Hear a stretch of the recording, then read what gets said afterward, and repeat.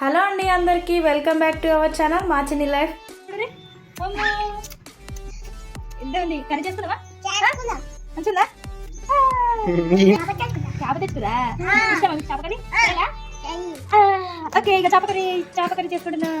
మా తమ్ముడు అయితే పెద్ద చేపని తీసుకొచ్చిండు. దగ్గర దగ్గర 3 కిలోలు అయితే ఉంటుంది.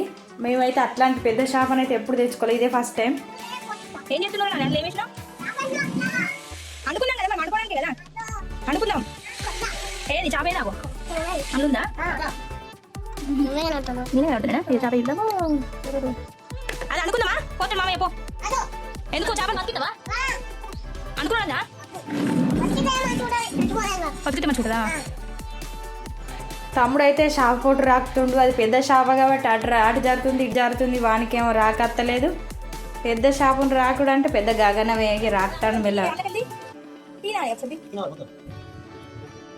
అది పోతారు నాని అగో అనుకోదా?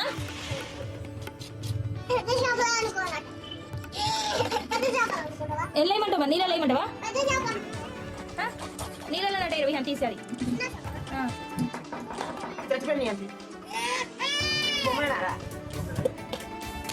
చచ్చిపోయిందంటే ఎట్లా? ఓకేనా?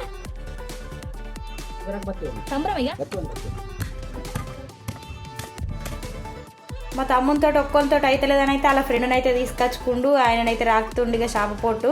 ఎందుకంటే ఫాస్ట్గా రాకుతుంది. ఎందుకంటే ఆయనకి ఎక్స్పీరియన్స్ ఉంటుంది. వాళ్ళు చేపలు గడుగుతారు కదా ముదిరాజుల వాళ్ళు. అందుకనే ఆయన ఫాస్ట్గా రాకుతాను చేప మొత్తం. కొట్ట చచ్చుతుంది కదా కొట్ట.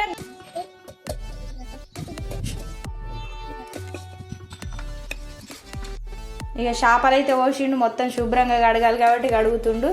ఇక ఉప్పేసి రాకుతాడు మెల్లగా మంచిగా క్లీన్ చేసి. ఇక మా తమ్ముడు అయితే క్లీనింగ్లోనైతే ఫస్ట్ ఎట్లా అంటే ఒక్కొక్క దాన్ని క్లీన్ చేసుకుంటూనే ఉంటాడు. ఫుల్ సేపుకి క్లీన్ చేస్తాడు. మా ఇంటికి అయితే ఆ రోజు చుట్టాలు వచ్చిర్రు. ఇక చేపల ఫ్రై చేసుకున్నాం, చేపల పులుసు పెట్టుకున్నాం. 2 ఉంటాయి ఇదే వీడియోలో, స్కిప్ చేయకుండా చూడండి.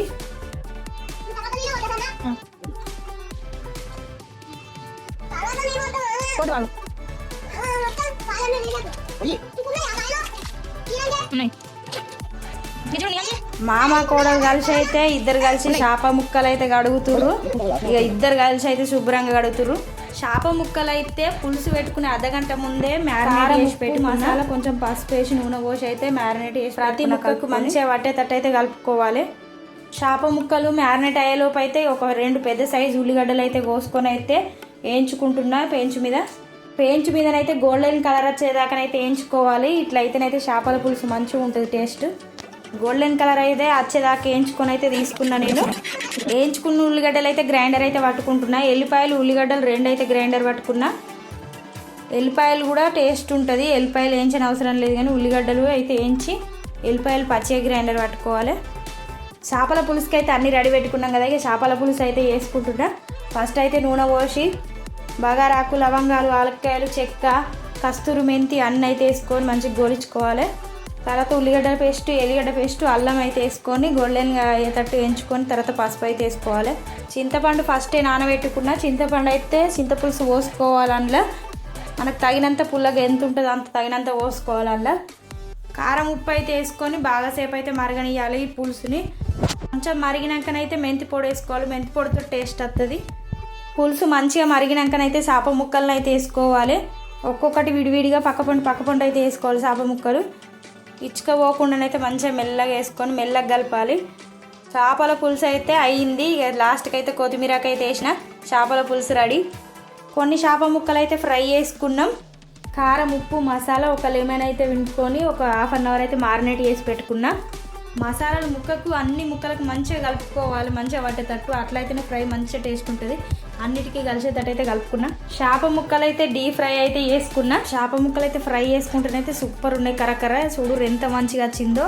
సూపర్ అంటే సూపర్ ఉన్నాయి. చేపల పులుసుకి అయితే బగారా మంచిగా ఉంటుందని అయితే బగారా వేసుకుంటున్నాం. అన్ని మసాలాలు అయితే వేసుకోవాలి. బగారాకు, లవంగాలు, ఆలక్కాయలు, చెక్క, మిర్చి, ఉల్లిగడ్డ, అల్లం పేస్ట్ అన్నీ అయితే వేసుకొని మంచిగా గోల్డెన్గా వచ్చేసరికి ఫ్రై చేయాలి. క్యారెట్ ముక్కలు అన్నీ మంచిగా గోలించుకొని అయితే సరికి నీళ్ళు అయితే పోసుకోవాలి. బగారాని అయితే చేపల పులుసులను అయితే మంచిగా ఉంటుందని చేసుకుంటున్నాం. మస్తు ఉంటుంది చేపల పులుసులను అయితే బగారాతో విత్ కాంబినేషన్. బగారన్నం అయితే ఉడికింది. లాస్ట్ కొత్తిమీరకి అయితే వేసుకున్నా. ఈ వీడియో మీకు నచ్చినట్లయితే లైక్ చేయండి, షేర్ చేయండి, కామెంట్ చేయండి.